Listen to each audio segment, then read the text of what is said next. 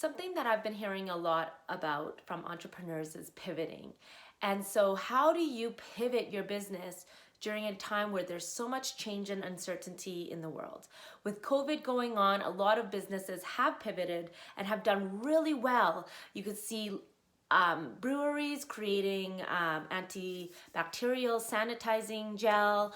You've seen clothing stores making face masks. And this is all pivoting, looking at a challenge and coming up with an opportunity to solve a problem, to continue running business, doing whatever you can to make sure that your business stays afloat during this tough times.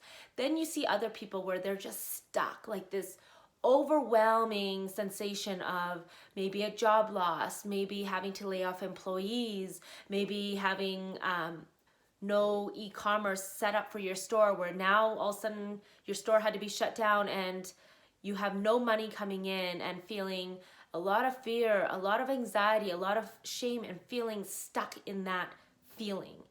And so when I think about these businesses and these leaders and entrepreneurs that have pivoted well, what I link that back to is what I call a positive and negative orientation.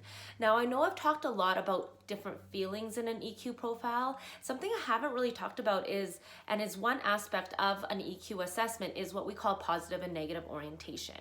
And so everyone has a different level of positive and negative orientation. And when we look at studies and your assessment, we like a 3-to-1 ratio, 75% positive and 1% negative. The easiest way for me to explain this is whether you're someone that's naturally glass half full or naturally glass half empty. Now, I know a lot of us are thinking, well, I'm definitely a higher positive orientation because I am glass half full. I think a lot of us think that we're that. But to be honest, a lot of people that I've coached actually have a higher negative orientation. So let me dig into that a little bit deeper. When someone has a healthy positive negative orientation, when they're stressed and something happens in their life, they're able to see opportunities healthily and risks. They're able to really map out, okay, this happened, it's out of my control, what are my opportunities, and how do we shift and pivot my business to get there? Where I see a lot of people is they're in a higher negative orientation, where they get consumed in needing to know data, facts. They are uncomfortable with change. So when things happen out of the control and the business needs to pivot, and they just can't even think of opportunities. They're just so consumed in these distressing feelings of anxiety, fear, shame, anger, so on and so forth.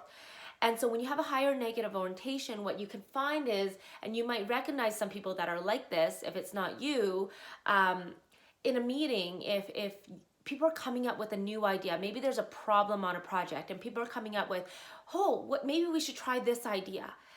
A person that has a higher negative orientation will right away say things like, yeah, but we've already tried that before and it's not going to work. Or, yeah, but we don't have the money to do that. Or, yeah, but, etc., etc., etc. So that's a higher negative orientation, where they don't deal with change well. They don't deal with ambiguity well. It's hard for them to think of new opportunities, whereas it almost feels like right away they see the negative because they're uncomfortable with the change, and they immediately see risk, and they need to know a lot of data before they can make decisions or move forward on a new opportunity. And so people that have, and that's someone that has a higher negative orientation. If you are someone that has a higher positive orientation, greater than that 3-to-1 ideal state that I talked about earlier, and let's say you're a 4-to-1 or whatnot, higher positive orientation, that could be a risk too, where you're not seeing the risks of new opportunities. You're just jumping forward with it and not really mapping out the cost, the budget, the what ifs. So that's something to be careful too, especially when funds are tight and COVID, it's uncertain and we don't really know what the future is going to look like.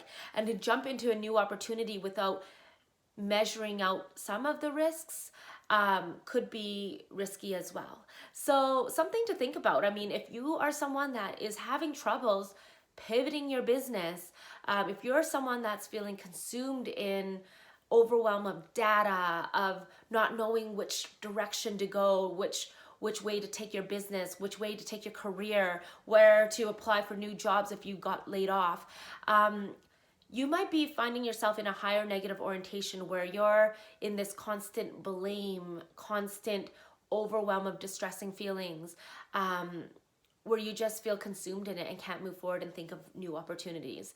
And so that's where something that, if that's somewhere that you're stuck in right now, and you wanted to chat more about, definitely reach out to us and we could see if we can come up with, help you come up with ideas on how to pivot a business, because that is one thing that I learned in my EQ assessment, is that I have that was actually one of my strongest points in my EQ profile, was a positive and negative orientation. There's other parts of my EQ profile where I am definitely working on and was not proud of at all.